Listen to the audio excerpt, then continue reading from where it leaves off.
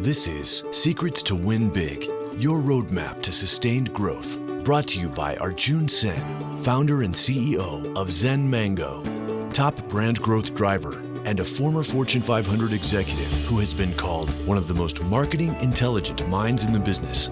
Find him at zenmango.com. And now, here's your host, Arjun Sen.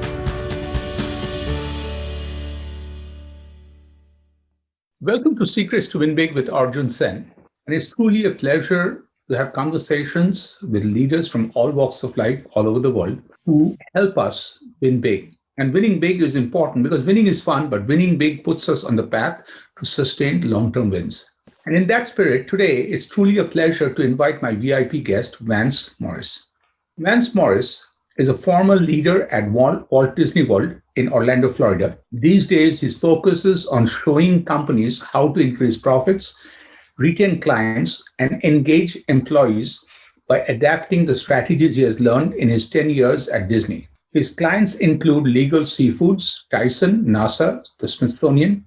Vance is an international speaker and author who now leads the Deliver Services Now Institute, a consulting and coaching business. What impressed me about Vance, of course, is the Disney experience, but more importantly, when he is focusing about retaining clients, he also at the same time talks about engaging employees. And that was a very unique skill. Vance, welcome to Secrets to Win Big. Thanks, Arun. I appreciate it. This is going to be fun. Oh, absolutely. So as we start, one of the biggest things that I want to start at the very beginning is with the Disney background, what were some of the biggest learnings that you got from Disney and how did you tweak it to beyond Disney? Sure. One of the biggest was attention to detail.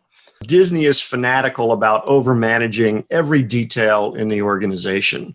When I first got there, one of the things that Disney does is they create experiences out of everything. And I was on the opening team of the Yacht and Beach Club resorts, and they wanted to have live fish swimming with the guests in this beautiful 5-acre sand bottom pool.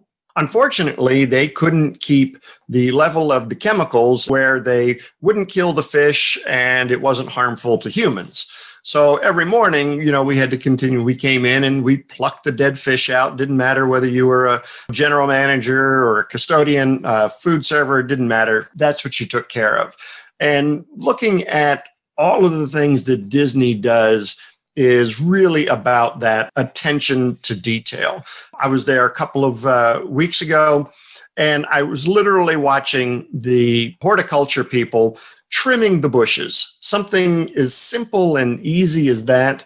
And there was a supervisor behind the person who was doing the trimming, making sure that the trimmings were going correctly. One of the other big things that I learned at Disney, again, is creating that experience out of the mundane. And that's one of the big things that I show other businesses. It doesn't matter whether you're medical practice, attorney, plumber, carpet cleaner, taking the mundane things that you do in your business every single day and turn those into an experience. Something as mundane as answering the telephone. We all have to do it. I mean, unless we have an online business, but we still have to answer the phone in order for the business to run. Most companies will answer it somewhere along the lines of, "Thank you for calling ABC Distributors. How may I help you?" Mm-hmm. Not a very big differentiator in the marketplace, certainly not an exciting way to answer the phone, and certainly not memorable. So I work with clients. I'm like, okay, let's take something as mundane as answering the telephone, and how do we create an experience out of that? And I worked with a bunch of insurance companies. And there was this one insurance agent who absolutely loved rock and roll. I mean, he had posters on the walls. He had gold records, guitars, you name it, everything. And he had his team, instead of answering it in that, "Thank you for calling Dave's Allstate," which every insurance agency in the country probably answers their phone that way. He has his team answer the phone, "Thank you for calling Dave's Allstate, the agency that rocks." So answering it that way does a couple of things. One, it separates them from every other insurance agent out there. If you remember, your marketing is designed to do one of two things. It's either supposed to attract the people you want to do business with or repel the people that you don't want. Just by answering the phone this way, you've killed so many birds with one stone. You now separate yourself from the competition. Now people that are like, oh, yeah, he sounds like an interesting guy. I'll have a conversation with him. Or, oh, who's this guy? I don't think I want to talk to him. So without wasting time and money and resources, he sifted and sorted through all of his prospects and clients just by the way he answers the phone. To me, I think this example of answering the phone and how you're showcasing is making something special and brand differentiate or mundane is taking me back to one of the earliest jobs I had was for a company called Executive Excellence. And I cannot say the word executive properly. And those days that I would say executive, people thought we kill people. And then there was this person, Rod Fudge, amazing human being I met. Rod had a ritual for answering the phone. Every time the phone rang, he would put his hand on the phone on the first ring. Then he would make a gargling sound, something like that to clear his throat.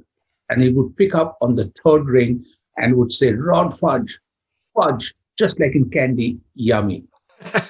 That's like, if you look at that to be the first moment of a date, even after nearly 25 years, I have not forgotten Rod Fudge because of the way he answered the phone. And of course, after that, amazing human being. So I really love what you're talking about is taking the details and making the mundane memorable. Some of the readings that I did where I looked at you talk about, and you use this phrase that everything speaks. Can you elaborate a little bit and give a few examples? What do you mean by everything speaks? Sure. In Disney's language, everything speaks is talking about the environment that we are in. So they have things that they paint and clean every single night of the week because those objects, those buildings, those fountains, trash cans, whatever, they all say something about that organization.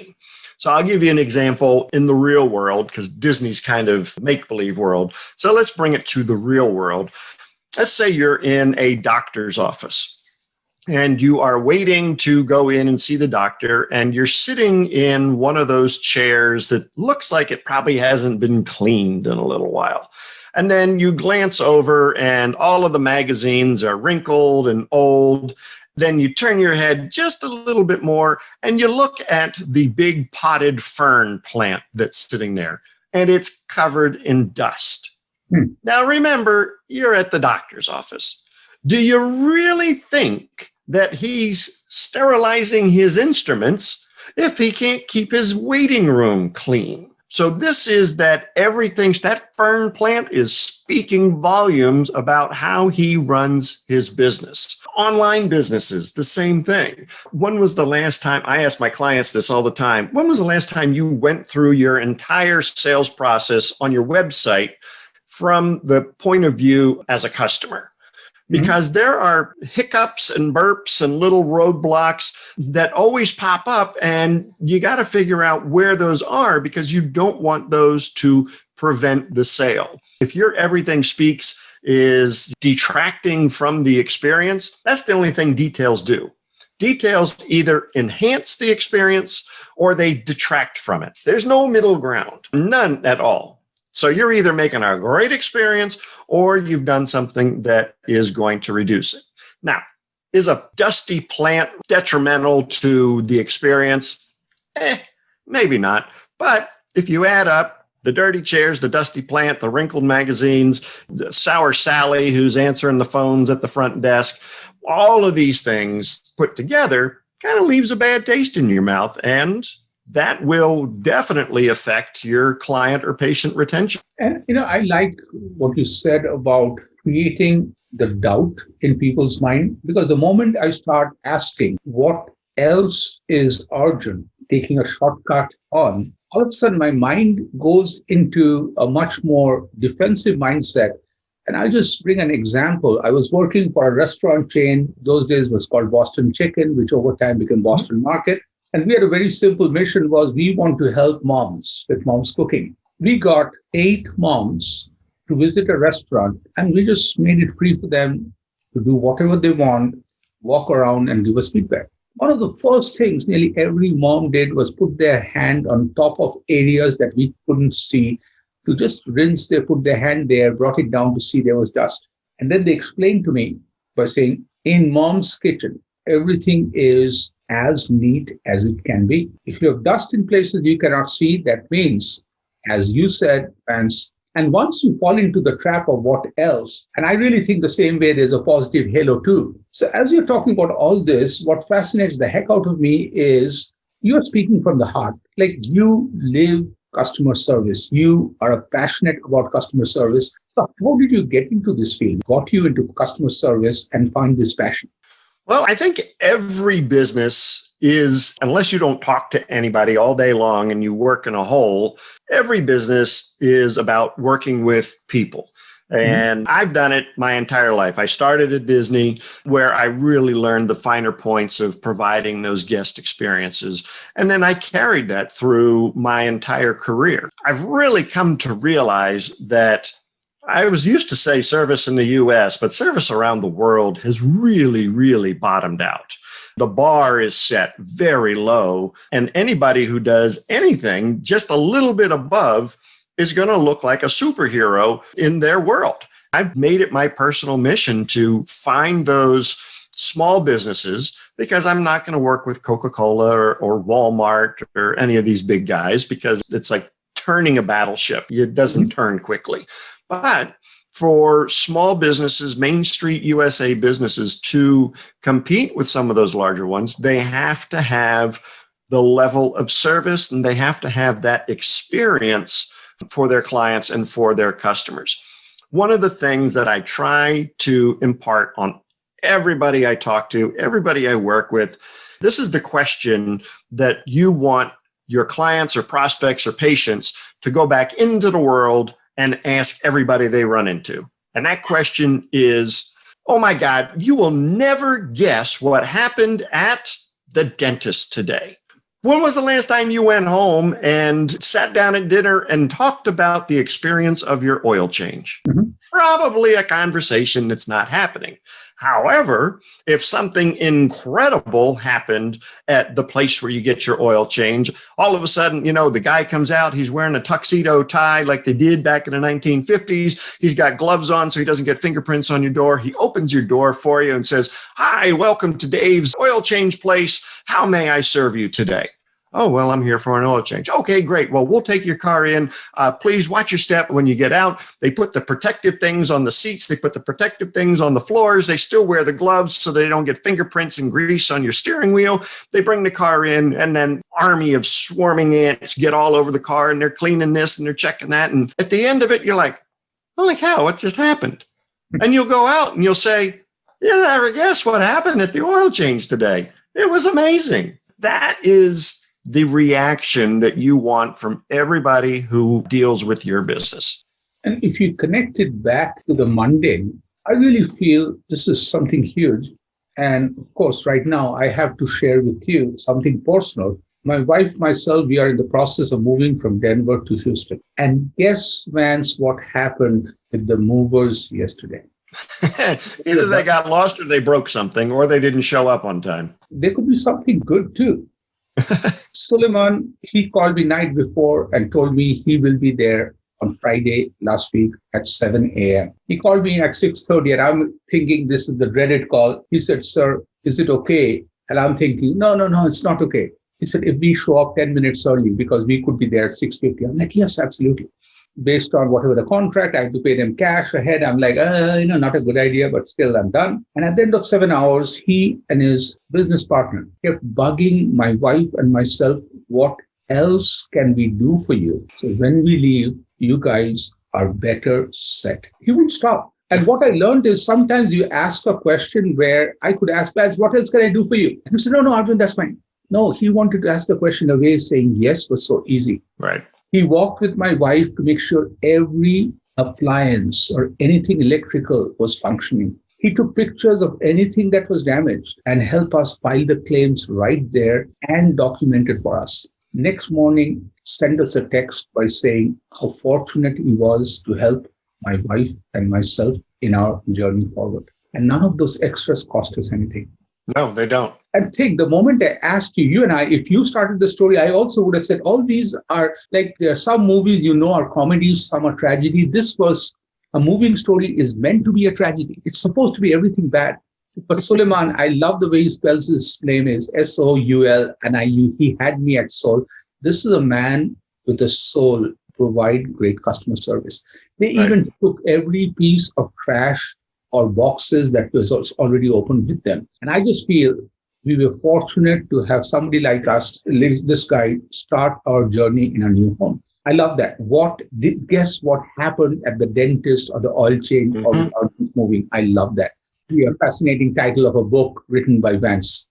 I love that. Your story is because you think of that particular industry, I immediately went negative, and you came out with a fantastically positive story.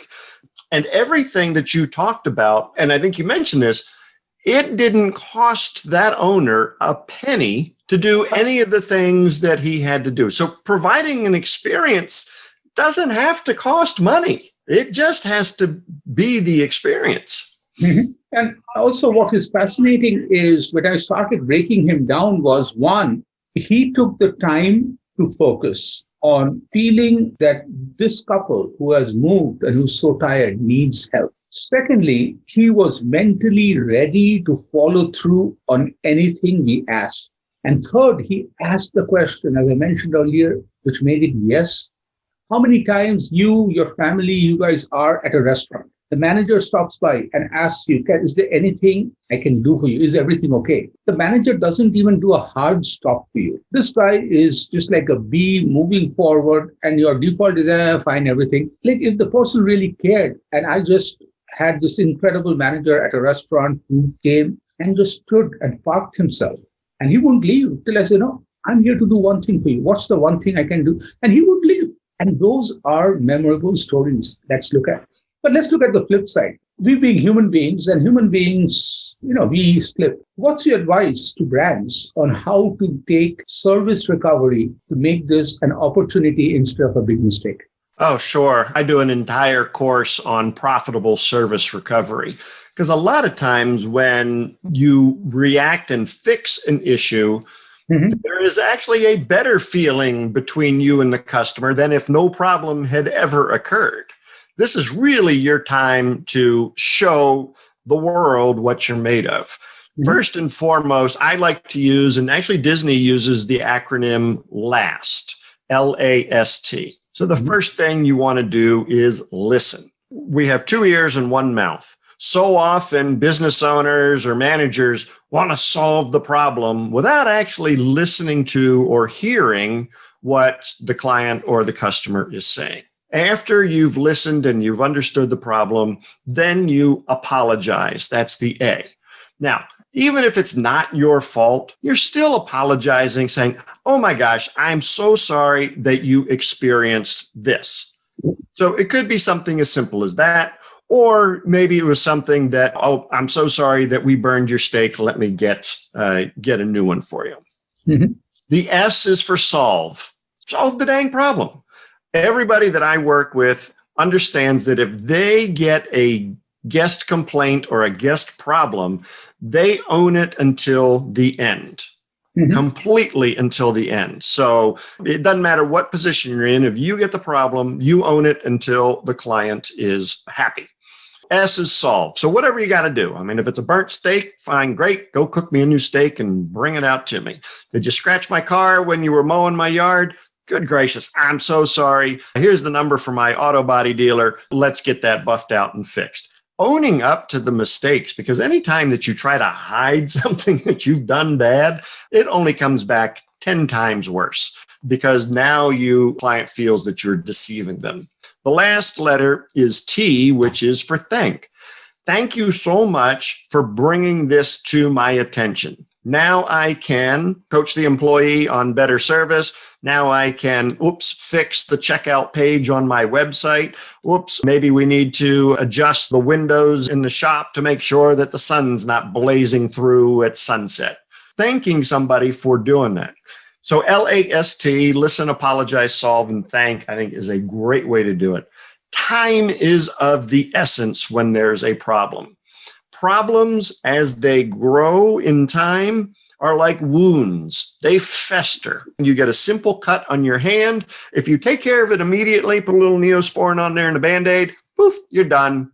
No problem. But if you leave it alone, you rub some dirt in it, give it a week, and you keep scratching at it, now it becomes infected, and sooner or later you get gangrene, and then all of a sudden, whack, the doctor's got to lop your arm off because you didn't take care of the cut. Problems are the same.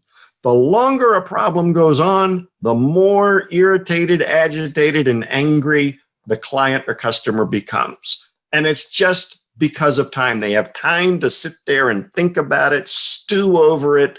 They just get all consumed with it. If you can solve your problems immediately, one of the things I'd like to do, and here's a solution for your listeners. I don't want to just give a whole bunch of information and not have solutions for them, but do you empower your team to solve certain problems?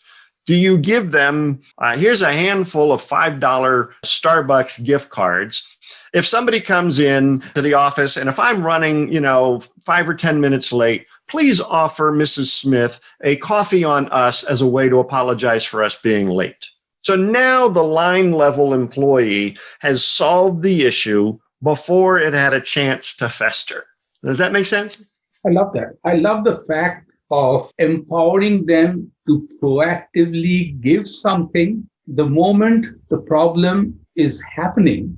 And I'm like thinking mathematically, if there's a graph that we draw, the same problem with every day, it gets worse. And as we were talking about, I was taking it somewhere totally different in my mind. In my first marriage, when we stopped caring, we stopped sharing about the problems. And that's one of the things, like when divorce happened, two good people, we intended to be on a common path. Somehow we got lost and we stopped caring and we shared. As I'm listening, I realized when a guest calls us to share about the problem, we need to be grateful because this person could have just vanished. And I love the last LAST, and especially the T part is thanking them for taking time and not only help solve this problem, but in the bigger picture of looking at. I love also what you talked about, the solutions. Of course, you have quantified. Is there anything that you share with your clients that shows in a bigger picture the financial impact of customer service as a company? Are there any rules that you share? Yeah, let's just take Google ratings, Google stars. For every increase in a half a star is somewhere in the lines of between 15 and 18% increase in profitability. And that's research done, hard numbers. So those kinds of things definitely are out there. The one thing about providing that great service and the financial aspect is how you retain your customers and clients. The most expensive thing you can do is buy a new client. I mean, that's other than your rent or maybe your payroll. The most expensive thing is attracting new clients. So why would you want to continue to, everybody thinks they just need new clients. No, you need to be providing an experience so that your clients want to stay with you and you retain the existing ones, because it is far cheaper to retain a client than it is to get a new one. I'll give you an example. And I still own a couple of bricks and mortar businesses here in Maryland. One of them is a carpet cleaning company. It cost me $67 to get one new client in the front door. Well, that's not cheap. That's a lot of money, at least to a carpet cleaner. But it only cost me $14 to retain that client. And so that $14 is a combination of mailings and postcards and phone calls, newsletters, everything that I can possibly do to create iron cage around my clients because, well, I paid for them and I don't want my competitors coming in and stealing them. Talk about a financial measure there. You could reduce your marketing budget considerably because people don't do that. They put all of their marketing money into finding new people. Take some of that marketing dollars, if you're not already doing it, and put it on the back end and invest in retaining your clients because they've already bought from you. And once somebody has bought from you once, the barriers to the sale are greatly reduced. They're already used to you. They're already used to giving you money. The new client, not so much. So current clients, to me, are much more valuable. Their tickets are higher. So the average repeat client, we usually do about $350, $375 worth of service. Mm-hmm. For a new client, it's closer to about $175, $180.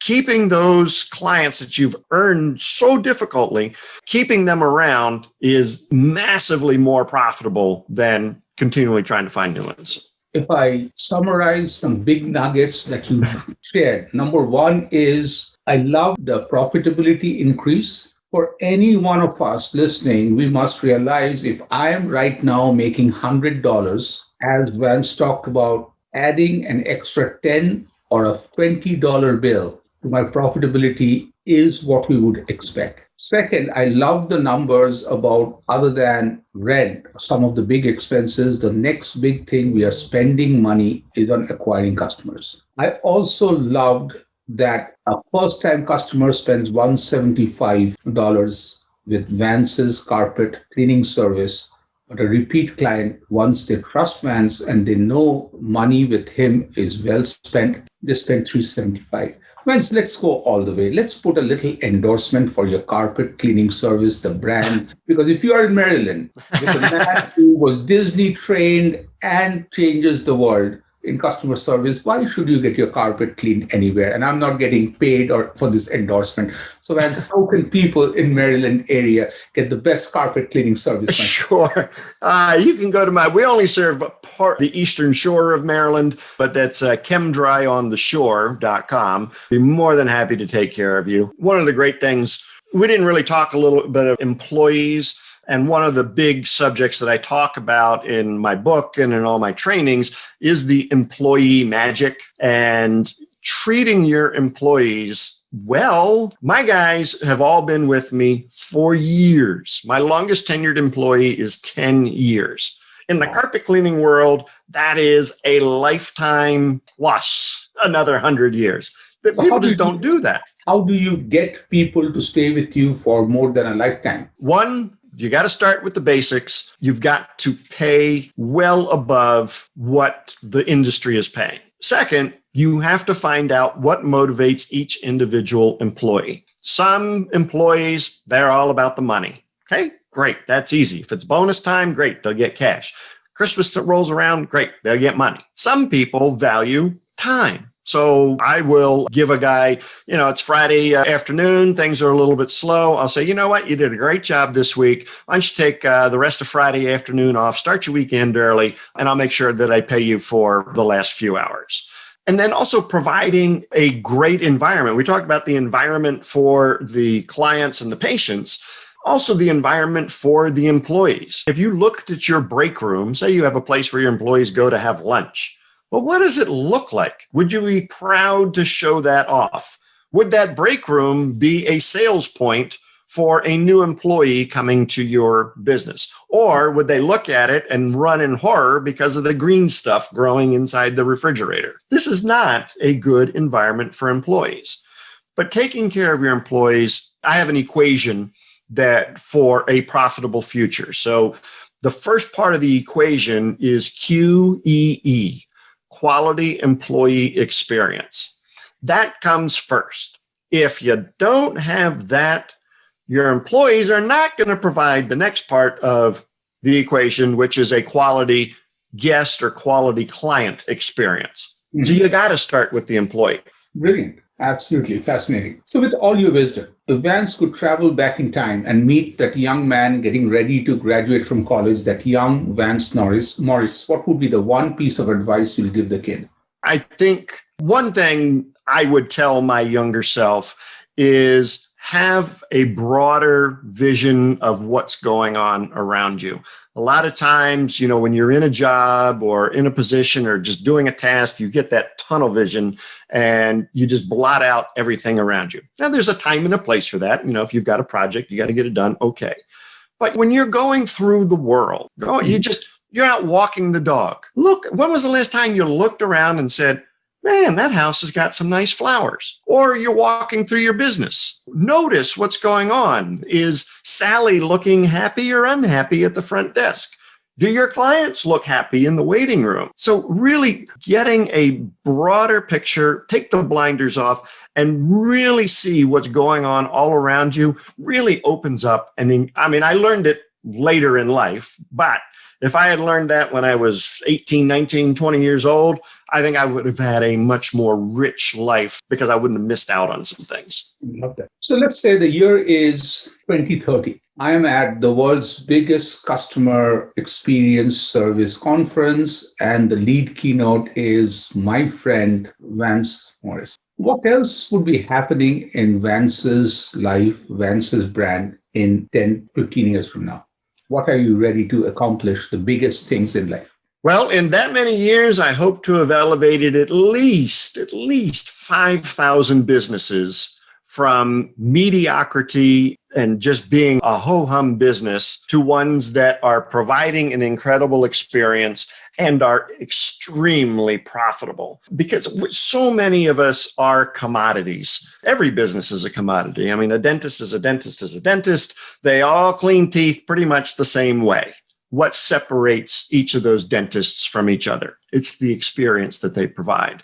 And my mission is to raise 1 million businesses up to a level of profitability that is unseen in that industry. And I'm well on my way there. But if I could do it between now and then, I'd say 5,000 businesses have increased the experience they're offering their guests, and they have become as profitable as they want to be. And I love, as you have shown me, you start with QEE, quality employee experience. And the simple thing I loved was, if I was in the business of carpet cleaning, just watching the break room will make me feel, you know what, I want to come and work here. Because as you mentioned, the beginning of the conversation, 2 things I want to go back to. One is about mundane. Secondly, what else does Vance do? It doesn't have to be negative. It can be positive too. That will make me feel good about working here and telling everybody, guess what happened in our break room today. Yep. Arjun and me would say, really? Things were broken? No. Vance brought in a new refrigerator, which has this cool water dispenser. Will your work do that for you? Yep. Vance, thank you, my friend, for an amazing conversation. And what I loved was a lot of people, especially in the customer service, customer satisfaction, speak in principles. You spoke from your heart, but you also shared a roadmap to businesses, small and big, to move forward. Thank you. My pleasure. Thank you so much for having me on. I hope your listeners got a few nuggets.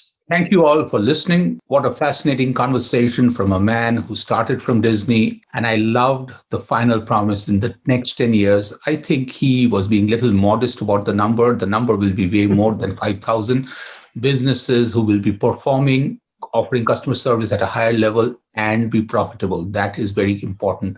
And Vance, all the best. Happy listening to all of you. And very soon I'll bring you another conversation with another leader from another walk of life. Thank you. You've been listening to Secrets to Win Big with Arjun Sen, founder and CEO of Zen Mango, top brand growth driver, and a former Fortune 500 executive who has been called one of the most marketing intelligent minds in the business. To learn more, visit www.zenmango.com. Share this podcast with your friends and subscribe wherever you like to listen to podcasts.